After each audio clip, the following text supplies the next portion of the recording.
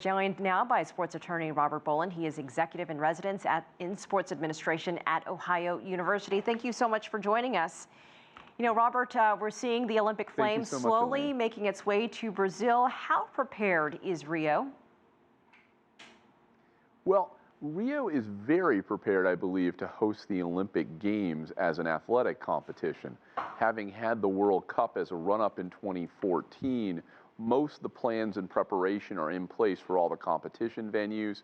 You'd probably be much more worried from a practical perspective if a stadium wasn't done or an airport wasn't finished, and Brazil is done with all of that. Almost all the concerns around Brazil's hosting are focused around ancillary concerns like the political climate, pollution, the Zika virus, all things that are a little bit outside the preparation for the Games. You know, it always seems there are concerns about venue readiness before all the Olympic Games. We saw it with Sochi, Beijing.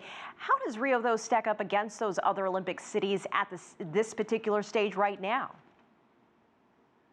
Well, in 2014, in the summer of 2014, 2 years out, Rio was slammed by the IOC with a worst ever readiness report, saying it risks being close to Athens in terms of its readiness and its success in the Games. I think some of that was the politics that the IOC was upset that they were behind FIFA and that Brazil was entirely focused on the planning for the World Cup. I think in terms of general readiness, given the urbanization, given the hotels, given the proximity of the venues and the venue plans, Rio's in pretty good shape to host an Olympics. I think Rio has an opportunity, and this may be the thing that's in the balance right now, to be a very special Olympics on the order of Beijing in 2008, which helped introduce a modern China to the world, or a Barcelona that really is sort of regarded as the greatest of Olympic Games. Given the beauty of Rio, given the opportunity that's the first time in the Global South, these games had special potential. That may be the thing that the ancillary events really take away from or detract from. But it seems there is a concern about the number of tickets sold so far. What would you say to that? Is it still too early to be concerned about filling up all these venues? You know, the IOC in London went to a ticketing model that had been used by FIFA in the World Cup that left a number of venues empty and didn't really redistribute the tickets the way Olympics had in the past.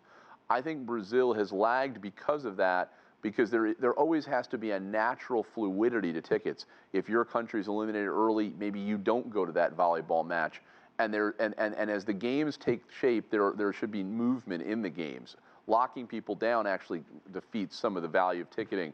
But I think we've seen a reticence necessarily to travel. I think we're seeing some concern, just given the distance that Rio is from most of the rest of the world's population for making that decision. But I think at the end of the day, as you said, we hear bad reports on almost all Olympics, and yet most of them come off, and most of them come off pretty successfully, barring a major security issue or a real deterrent about the climate of the games. Well, Robert, you touched on it a moment ago. You mentioned Zika, the concerns about what's happening there politically.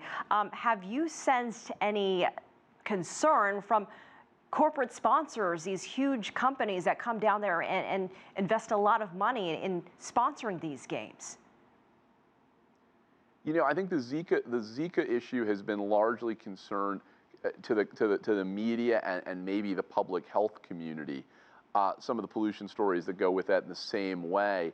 I think the biggest concern that maybe corporate sponsors have are kind of naturally occurring in Brazil. They're about security.